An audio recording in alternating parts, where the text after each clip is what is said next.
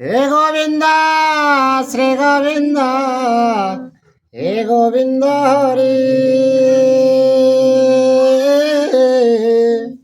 রক্ষা কর রমানাথ মুকুন্দ মুরারি অনাথ জনারে যদি দয়া না করিবে পতিত পাবন নাম কি গুণে ধরাবে তুমি যদি ছাড়ো প্রভু আমি না ছাড়িব পায়ের নপুর হয়ে সত বাজিব।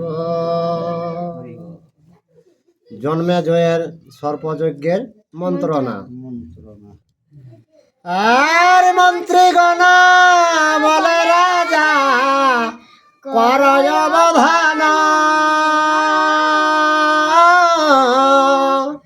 প্রতাপে তোমার পিতা পাবক সমান মৃগয়া কারণে রাজা ভ্রমে বনে বন একদিন হইল তথা দৈব নিবন্ধন। জন্মজয় রাজাকে মন্ত্রীগণ পেয়েছে, হে রাজা তোমার পিতা অগ্নি রকম সব কাজে তেজিমান ছিল, তো কি করবে বনে বনে শিকারে ঘুরতে একদিন দৈব ঘটনা ঘটে গেল। আর বিন্ধিয়া হরিণ রাজা পাছে পাছে ধায়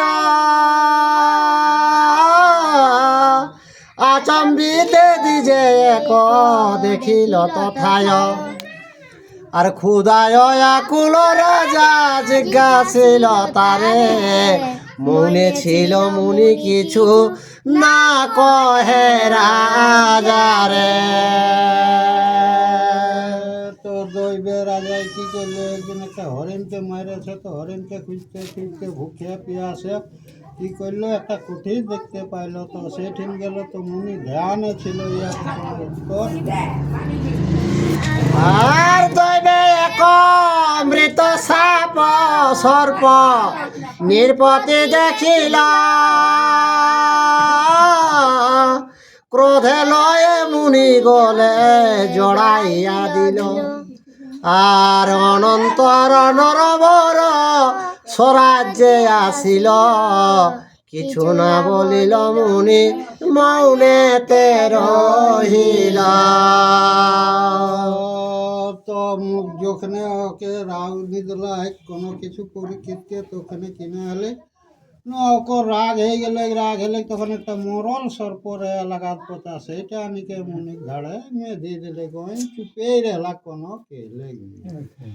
আর সিংহী নামে ঋষি পুত্রা শুনি ক্রোধে সাপে সপ্তম দিবসে নির্পে দংশিবে সাপে আর পুত্র সাপ দিল পিতা দুঃখিত হইয়া রাজারে জানায় তবে দূত পাঠাইয়া। তো তাকর বেটা সিংহী নামের এলে মুনি করতে ধ্যানে জানি লিলিকে আর তাকে ও পরীক্ষিত অভিশাপ দিলে যে 7 দিনের মধ্যে সর্পাঘাতে তুই মরে, সেইটা ওর পিতায় জানি লিলিকে আর একটা দূত পাঠাওলি রাজা। বার্তা পেয়ে করিলে ভূপতি উপায় সপ্তম দিবস কথা কহি শুনো রায় কশ্যপ নামে তেমনি সর্পমন্ত্রে গুণী রাজারে দংশিবে সর্প লোক মুখে শুনি। তো কিনাকে তার দিকে অভিশাপ যখন পড়ে গেলে, তো তার দিকে কশ্যপকে একটা গুণী রেয়া লাগ, তো তাই শুনি পাওয়া যে পরীক্ষিতে সর্পাঘাত 7 দিনের মধ্যে হয়েছে। আর বাঁচাতে আসিতেছিল হস্তিনা নগরে পথে দেখা পাইল তক্ষক বিষধরে আর নিজ নিজ গুণ পরীক্ষিতে দুইজনে ভস্য হইয়া গেল বৃক্ষ তক্ষক দংশনে। তো ও দাদি গেলে ও যা হয়েছে আর এই দাদি গে ও যে ব্রহ্ম সাপ যে চেঞ্জ আইসা। তো যাতে যাতে দু লোকে রাস্তায় দেখা দেখি যখন হয়ে গেলেন তখন নিজে কর ওরা বল বিড়া বিড়ি হলা ওই গাছকে দংশন করলে তো ডোগাই দিলে ওরা। আর কৈশপের মন্ত্রে বৃক্ষ পুনশ্চ জন্মিলা, তক্ষক দেখিয়া মনে বিস্ময় মানিল, আপন মাথার মনে লয়ে ফণিবর, ফিরাইল দিজে দিয়া করে সমাদর। তো ব্রহ্ম সাপতে দেখে সাথে তো গাছকে মন্ত্র দ্বারা বাঁচাই দিলে বাবু। তখন ওই কিনা গেলা ওর মস্তক একটি মণি রেলে সেই মণিটি বাড়িকে রাইকে আর ও ব্রাহ্মণকে দিলে আর ওকে আদর সহকারে ওঠেনলে ঘুরাই দিলে, মাথাটাই ওকর ঘুরাই দিলে, ধন্যবাদ জানালে কে কই ধন্যবাদ বাবা। জানালে কি আর ঘুরাই দিলে কৈশব অজাকে।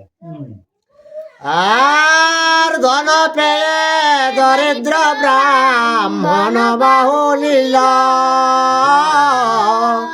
কপটে তক্ষক আসি রাজারে দংশিল, এত শুনি নির্পজিজ্ঞা ছিল আর বার, সত্য কহ শুনিয়া করিব প্রতিকার।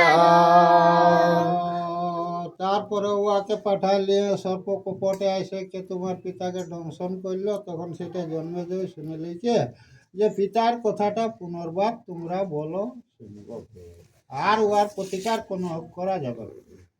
আর কৈশপে তক্ষকে কথা হইল যখন, এ সকল বার্তা শুনিলে কোন জন, মন্ত্রীগণ বলে সর্প যে বৃক্ষ দংশিল, কাষ্ট হেতু সেই বৃক্ষে এক দ্বিজ ছিল।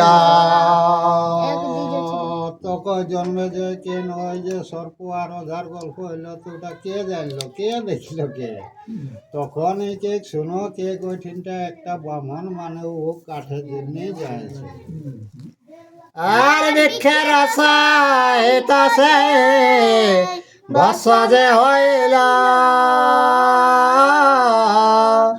আর পুন বৃক্ষ সহ দ্বিজ জীবন নবিল, দেখিল শুনিল যত কহিল নগরে, এত শুনি নির্পতি চালে করে করে। তো জন্ম যে রাজাকে বুঝাই দিল সেই কে কিন্তু যখন সাপটা দংশন করলো তো ওই গাছটা একটা দ্বিজ ছিল তো ও মরে না। তো মরার পরে যখন এই ঝাড়ে ঝুড়ে কে ভালো করলো তখন দ্বিজ মানে ও মানুষটাও বেঁচে গেল, আর গাছটাও সেই ও এই জিনিসটা প্রচার করলো। আর সঘনে নিঃশ্বাস ছাড়ে কর ক্রন্দন, গদ গদ ভাসে রাজা বলেন বচন, আর মন্ত্রী বিদ কৈশপের আশ্চর্য ক্ষমতা, নিশ্চয় বাচিত পিতা না হয়তো অন্যথা।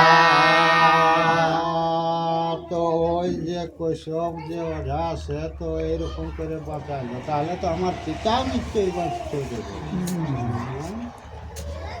আর দারুণ তক্ষক সর্প তারে ফিরাইলা, তক্ষক আমার বৈরি এবে জানা গেল, আর বিপ্রের বচনে আসে করিল দংশন, কৈশপের ফিরাইব কিসের কারণ। তো জন্মে কে তাহলে কে কে সর্পরাই আমার বৈরিটা বটে পিতা, কেনে ওই যে কৈশবকে ওই সর্প ঘুরাই নিয়ে কে আর কপট করে মারল। আর ধন দিয়া করে লোক পর উপকার, ধন দিয়া মর বাপে করিল সংহার। আর পুনর্বার রাজা কহে শুন মন্ত্রী গণ, সত্য কহিলে কযত উৎকঙ্ক ব্রাহ্মণ। তখন রাজা গেলে ঠিকই আছে, এই উত্তঙ্ক ব্রাহ্মণে যেটা বললো সেটা সত্যি। আর উৎকঙ্কের প্রিয় বাক্য করিতে সাধন, নিশ্চয় করিব পিতৃ বহি নির্যাতন। নাচিব নাগের কুল প্রতিজ্ঞায় আমার, পিতৃকার্য সাধি হইব পিতৃ ঋণে পার। ছাড়ছি নাই। তো কে আমি তাহলে সত্য করলি, কে গ্যারেন্টি পিতার বৈরিকে মারেলি আর পিতৃ ধার থেকে বার হবে। আর এত বলে পুরোহিত আর দ্বিজগণে, আহ্বান করিয়া রাজা কহেন যতনে, সর্ববিনাশিতে চেষ্টা হইল আমার, সবংশে সকল নাগ করিব সংহার। তখন যে পুরোহিত রে এলে তাকে ডাকলে, আরো ব্রাহ্মণকে যত ডাকিলে লিখে জন্মে যে গোপন মিটিং করেন কেন যে সর্প যজ্ঞ করার আমার মন হইল, তো কিভাবে তারাকে সর্পকে ওরাকে নিধন করা যাবে। আর বিষ জালে যেমন পুলিল মোর বাপ, আর সেই রূপে অগ্নিতে পড়াব যত সাপ। বিপ্রগণ বলে রাজা আছ এ উপায়, সর্প সংহারিতে যজ্ঞ কর কুরুরায়। তো জন্মেজয়কে সাপের বিষটাই যেমন দহন করে পিতাকে মরাইছে, তেমন ভাবে দহন করে সর্পকে মরাবো, অগ্নি পুরাণকে আর সবকে মরাবো। তখন যত মন্ত্রীগণ বা মরাকে লেতে, তাহলে তুমি যজ্ঞ করার একটা কোনো উপায় করো। আর তোমার নামেতে মন্ত্র আছে পুরাণেতে, তোমা বিনা নাহি হবে অন্যের সাধ্যেতে। এত শুনি নরপতি আনন্দিত মন, আজ্ঞা দিল মন্ত্রীগণে যজ্ঞের কারণ। তো তুমি এই সর্প মন্ত্রটা সকল জানো, তাহলে তুমি ওই সর্পকে সর্পযজ্ঞ করার তুমি ব্যবস্থা করো। তখন ওটা দিয়ে দিলেন মন্ত্রীগণকে। আর পাইয়া রাজার আজ্ঞা যত মন্ত্রীগণ, যজ্ঞের যতে কদব্য আনিল তখন। দেশ দেশান্তর হইতে আনিল যতনে, সর্বযজ্ঞ হেতু যা করিল মুনিগণে। তখন মন্ত্রীগণ সবাই যখন অর্ডার পাই গেলা রাজা, তখন সব যজ্ঞের যেগুলা দ্রব্য সগলা সকল আনে লাগলা তাড়াতাড়ি। উহা কোনো দেরি নাই, রাজা অর্ডার পাতে পাতে মন্ত্রী লাগবে। আর সংকল্প করিয়া রাজা শাস্ত্রের বিধান, শিল্পকার যজ্ঞ স্থান করিল নির্মাণ। আর যজ্ঞ কুণ্ড করিল সে শিল্পী বিচক্ষণ, রাজারে ভবিষ্য কথা কইল নিবেদন। তখন কিরা কেল্লাক যজ্ঞ কর আয়োজন করে লাগ, আখড়া মাখড়া সব কেল্লা, আর এসন শিল্পী লাগাই দিলে যে যজ্ঞ যেদিন করতাম সেটাও তৈরি করলাক। এরকম ভাবে জন্মেজয় যজ্ঞ কেরালায়। আর দেখিলাম রাজা যজ্ঞ পূর্ণ না হইবে,